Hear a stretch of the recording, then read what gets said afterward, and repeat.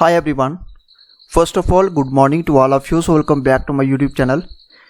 आज के इस वीडियो में हम बात करेंगे साइमन कमीशन के बारे में। साइमन कमीशन की अगर बात करें तो सबसे पहले हम इसका थ्योरी पार्ट को कवर करेंगे, फिर हम इसके वन लाइनर क्वेश्चंस को कवर करते जाएंगे।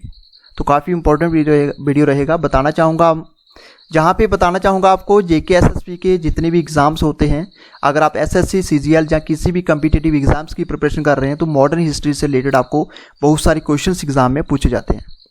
साइमन कमीशन के बारे में आज हम बात करेंगे। इससे पहले मैं आपको बताना चाहूँगा, हमने जो मॉडर्न हिस्ट्री की बात करें तो 1885 से हमने लेक्चर्स को स्टार्ट किया है, यानी कि 1885 से इंडियन हिस्ट्री जब से कांग्रेस की फॉर्मेशन हुई है और तब से लेके हम 1947 तक जितने भी लेक्चर्स होंगे उसको अपलोड करते जाएंगे और आपके जो लेक्चर्स रहेंगे जो वन लाइनर की फॉर्म में रहेंगे।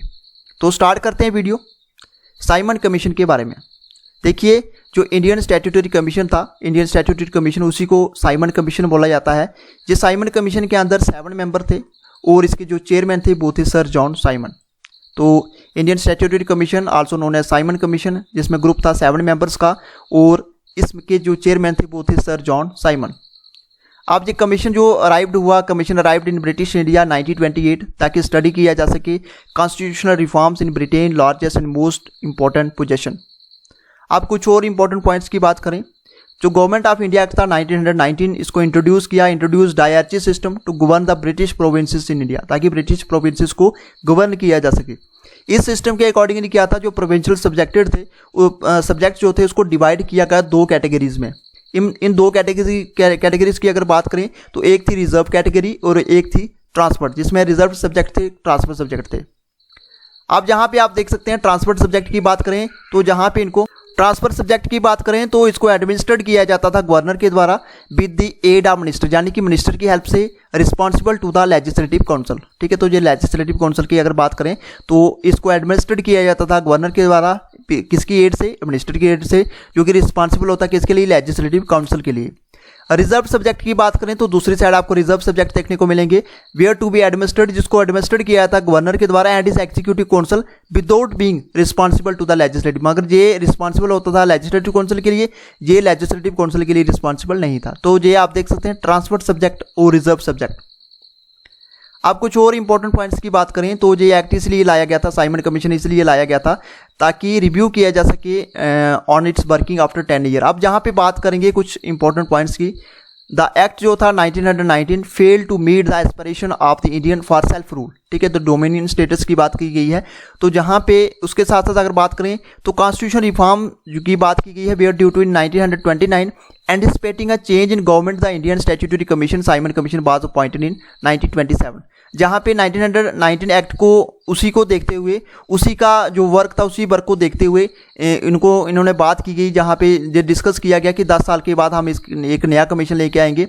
और जहाँ पे इन्होंने मतलब 10 साल से पहले ही 2 साल यानी कि 8 साल में ये कमीशन लेके आ गए जिसका नाम था साइमन कमीशन। ठीक है, तो कॉन्स्टिट्यूशन रिफॉर्म जो लाई गई, constitution reform were due to 1927 anticipating a change in government the Indian statutory commission, जिसको बोला जाता था साइमन कमीशन, अपॉइंट किया गया इसको 1927 के अंदर।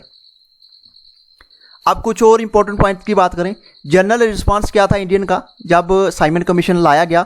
तो इसमें क्या था, सबसे पहले जो अनाउंसमेंट थी कमीशन की, जिससे जब कमीशन की अनाउंसमेंट होती है तो लोगों के अंदर इसके अंदर बहुत ज़्यादा गुस्सा होता है अगर बात करें इंडियंस की। इसके साथ इसमें इस कमीशन के अंदर क्या था, इसमें जितने भी मेंबर्स थे सारे ऑल वाइट कमीशन जो थे, अगर बात करें जो एक्सक्लूजन थी इंडियंस की, यानी कि जहाँ पे 7 मेंबर में कोई भी इंडियन पर्सन नहीं था, all white commission was seen a violation of the principle of self determination and as a deliberate insult to the self respect of Indian. जहाँ पे बात की गई कि जितने भी इसमें जो मेंबर थे सारे के सारे ब्रिटिशर्स थे, इसमें कोई भी इंडियन पर्सन नहीं था। ये भी एक मतलब सेल्फ रिस्पेक्ट जो है बंदे की, जो अगर बात करें इंसल्ट की गई है सेल्फ रिस्पेक्ट जो थी इंडियन की। ठीक है, उसके बाद नेशन वाइड बंद का जहाँ पे किया गया और मास रैलीज निकाली गई। और कमीशन जो है जब कमीशन जो लाया गया और उसकी मैं बात करें तो इसमें ब्लैक फ्लैग्स दिखाई गए और इसको क्या बोला गया, साइमन गो बैक। तो इसमें जो लोगों के द्वारा बताया गया, लोगों के द्वारा बोला गया that is Simon go back. ठीक है, तो जहाँ पे साइमन गो बैक के नारे लगाए गए और ब्लैक फ्लैग्स दिखाए गए। तो ये आप देख सकते हैं जनरल रिस्पॉन्स था इंडियंस का जब साइमन कमीशन लाया गया। आप कुछ और इंपॉर्टेंट पॉइंट्स की बात करें, जो पुलिस जो थे came down heavenly on protesters, उसके बाद इस इंसिडेंट के बाद लाठीचार्ज शुरू हुआ और सीनियर लीडर जो थे Lala Lajpat Rai was severely injured and succumbed to his injuries. उसके बाद इन लाला लाजपत राय की 1928 के अंदर डेथ हो जाती है। This further infuriated the mass and revolutionaries. उसके बाद बात करें अब पॉलिटिकल ऑर्गेनाइजेशन का इसके बीच क्या रिस्पॉन्स था, तो आईएनसी का जो सेशन था 1927 मद्रास सेशन जो होना था, उसमें इन्होंने डिसाइड किया कि हम बाइकआउट करेंगे इस कमीशन को, every state and every form. और अदर पार्टीज की बात करें तो मुस्लिम लीग और हिंदू महासभा ने भी इसको डिसाइड किया कि हम साइमन कमीशन को बाइकआउट करेंगे। तो ये कुछ एक थ्योरी पार्ट आप देख सकते हैं जहाँ पे साइमन कमीशन के रिलेटेड जितने भी इंपॉर्टेंट पॉइंट्स थे वो सारे हमने डिस्कस कर लिए। आपको क्वेश्चन जो एग्जाम में यही पूछे जाते हैं, कब लाया गया, ठीक है, उसके बाद साइमन कमीशन के अंदर कितने मेंबर्स थे, जहाँ साइमन कमीशन की अगर बात करें तो उसके चेयरमैन कौन थे, इस टाइप के क्वेश्चन पूछे जाते हैं एग्जाम में। आप कुछ एक क्वेश्चन को डिस्कस कर देंगे हम। तो साइमन कमीशन कब अपॉइंट हुआ, ये आप साथ साथ में कमेंट जरूर करते जाइएगा।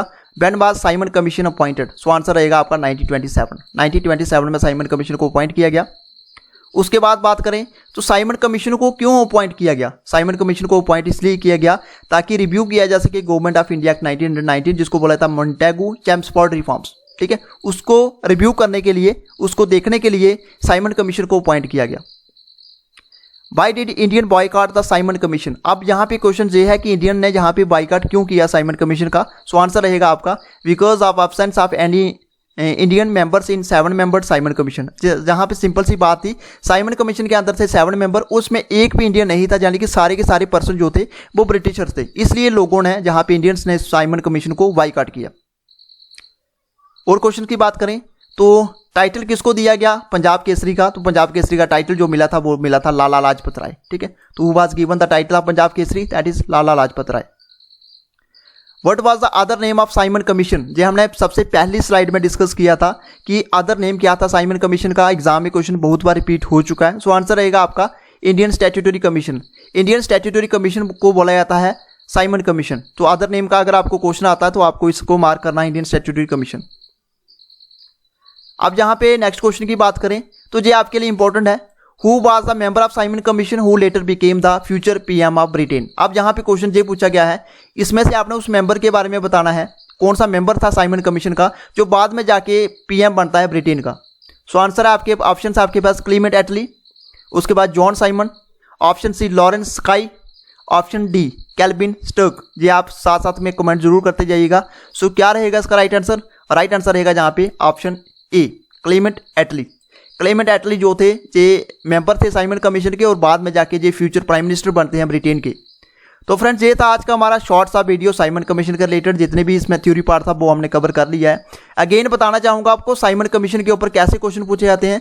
साइमन कमीशन के ऊपर सबसे पहले आपको ईयर पूछा जाएगा, साइमन कमीशन के कितने मेंबर्स हैं ये क्वेश्चन पूछा जाएगा, साइमन कमीशन के चेयरमैन कौन है ये क्वेश्चन पूछा जाएगा, ठीक है। इसके साथ साथ जैसे ये अभी लास्ट में हमने डिस्कस किया कि ऐसा कौन सा मेंबर था साइमन कमीशन का जो बाद में फ्यूचर प्राइम मिनिस्टर बनता है ब्रिटेन का, तो इस टाइप के क्वेश्चन एग्जाम में पूछे जाते हैं, ठीक है। किसके द्वारा बाइकआउट किया गया, ठीक है, आईएनसी के द्वारा बाइकआउट किया गया, ठीक है। उसके बाद मुस्लिम लीग के द्वारा बाइकआउट किया गया, उसके बाद हिंदू महासभा के द्वारा बाइकआउट किया गया, ठीक है। उसके बाद क्वेश्चन पूछा जाता है कि साइमन कमीशन को किस लिए लाया गया, ताकि रिव्यू किया जा सके 1919 एक्ट को, ठीक है। उसमें अगर बात करें तो इस एक्ट को रिव्यू करने के लिए, उसको देखने के लिए जो साइमन कमीशन है वो लाया गया, ठीक है। तो ये सारे के सारे इंपॉर्टेंट पॉइंट्स वो हमने डिस्कस कर लिए। कैसा लगा वीडियो को कमेंट बॉक्स में जरूर बताइएगा। तो ज़्यादा से ज़्यादा वीडियो को लाइक कीजिए, शेयर कीजिए और सब्सक्राइब कीजिए हमारे यूट्यूब चैनल को। Thank you friends, good bye and take care.